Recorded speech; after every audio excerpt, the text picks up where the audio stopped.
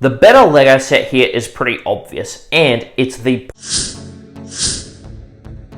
Hey guys, this is JP's LEGO Reviews. Today, I'm going to compare the LEGO Technic McLaren Formula 1 set with set number 42141 to the LEGO Technic Porsche 911 GT3 RS set number 42056. Today, with these two sets, I'm going to compare how displayable they are, how realistic they are, the building experiences of both of these sets, the value proposition of both of these sets, and finally, the functionality of both of these sets. But now, let's break it down.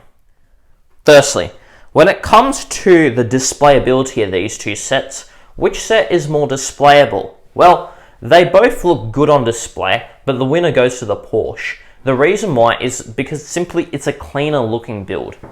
If you're judging the build just as how clean it looks, the Porsche has a lot more of itself covered than the McLaren. And I know that the McLaren is a Formula 1 car where it's designed to have a lot more exposed parts than the Porsche 911. But just as a overall vehicle, it looks a lot cleaner. And also, there is quite a bit of clutter with the McLaren simply because it is a licensed Formula 1 car. And you may say it's just McLaren. Well, the thing is, I know that LEGO actually released a Mercedes one in 2024 as well, a Mercedes F1 car, and it still has a lot of clutter, but it looks a lot cleaner and better on display, simply because the colors don't really clash too much.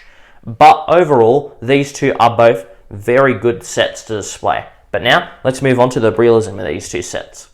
When it comes to the realism of these two sets, which set is actually more realistic? Well, if you're really looking at it, it's a tie.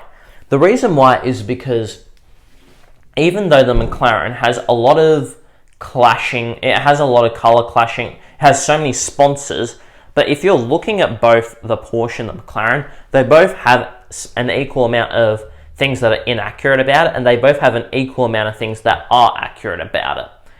And they're not perfect vehicles, but they both are pretty close to being very, very, very realistic.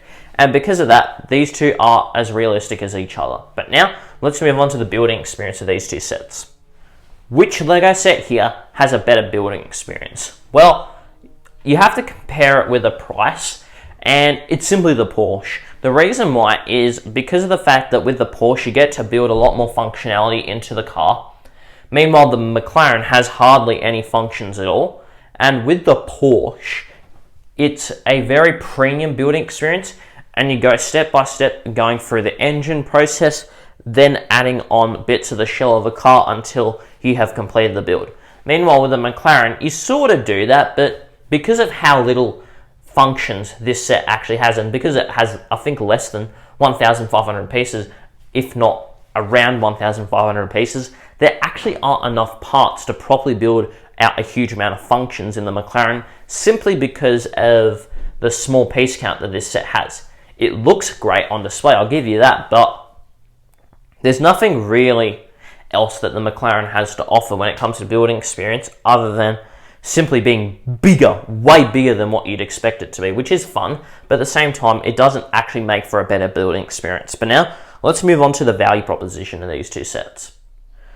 When it comes to the value proposition of these two sets, which set is better? Which set has a better value for money? And here, it's the Porsche. The reason why is because the McLaren in 2022 sold for 300 Australian dollars, meanwhile the Porsche sold for 500 Australian dollars. Firstly, the Porsche felt like a good value for money at 500 Australian dollars, meanwhile the McLaren at 300 Australian dollars already felt overpriced.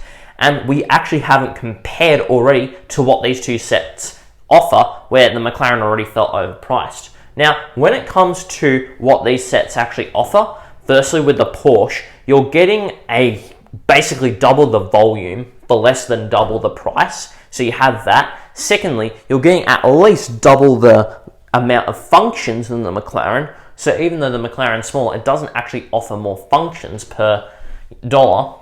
And thirdly, when it comes to the Porsche as well, you're simply getting a very, very premium building experience. Meanwhile, with the McLaren, it's a very basic building experience. And the other thing that the Porsche has that makes it a better value for money is you get a simply eye-popping Lego set. Meanwhile, the McLaren, it still looks good on display. It's eye-catching, sure, but it doesn't attract the same attention as the Porsche, simply because of its size. And also the amount of sticker use here it's rampant, the amount of stickers you need to use for the McLaren. And that doesn't help when it comes to just the image of this set being a better value than the Porsche either. But now, let's move on to the functions of these two sets. When it comes down to the functionality of these two Lego sets here, which set has more functions? Well, it's the Porsche. You're getting 2 times the amount of functionality as the McLaren, which definitely beats out the less than doubling in the price of the Porsche versus the McLaren. But also, it simply just has more functions. Both have piston systems and steering systems, and obviously you have to have suspension systems as well. But the Porsche has neutral to basically not a gear shifting system, and actually being able to change gears. So you're able to put it from neutral to reverse to drive, and you can have paddle shifters on the Porsche that you're able to change gears on as well.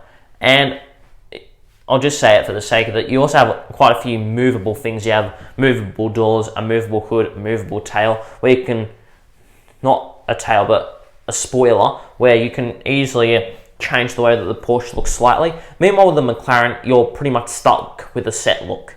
The McLaren look looks good, but at the same time, you're stuck with it, and it does have quite a bit less functionality. But now, let's move on to my final thoughts on this comparison.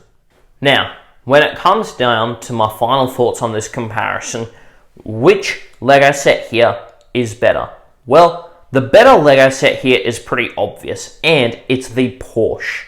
And the reason why the Porsche is simply a better set is simply because it has far more to offer to you as a consumer than the McLaren does. Now, the McLaren Formula 1 car looks good as a Formula 1 car. It's a very interesting looking Formula 1 car.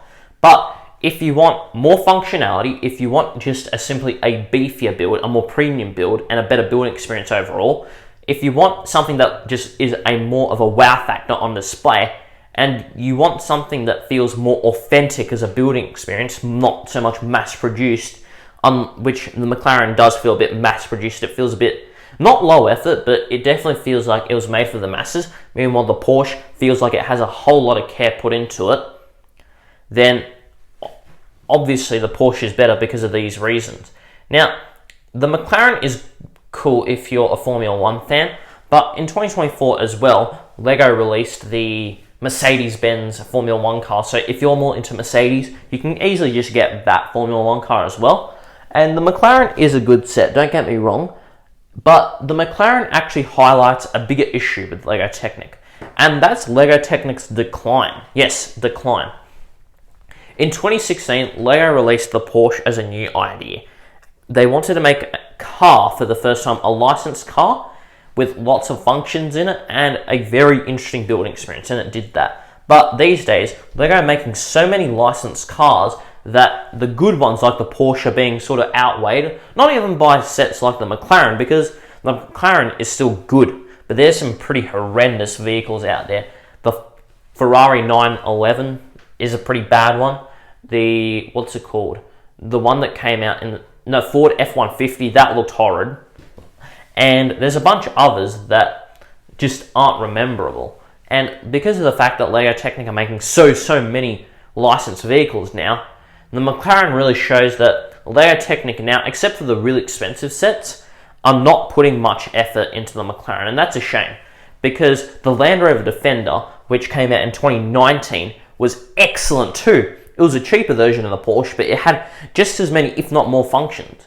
But now we're not seeing sets with as many functions simply because Lego Technic found it to be somehow more profitable to basically sell empty shells of different cars to people, and that's what they're doing with the McLaren. I bought it because the McLaren F1 car is a cool Lego set, and I like F1 cars in general, and I reckon that it looks pretty cool still, but it does highlight the negative direction that Lego Technic is going down. And obviously here the Porsche is the winner. If you were to buy these two, I'd still get the Porsche. Anyways, let me know what your thoughts are down below. If you enjoyed the video, please smash the like button. If you want to see more content just like this, please subscribe. I hope you guys have a successful day and keep building.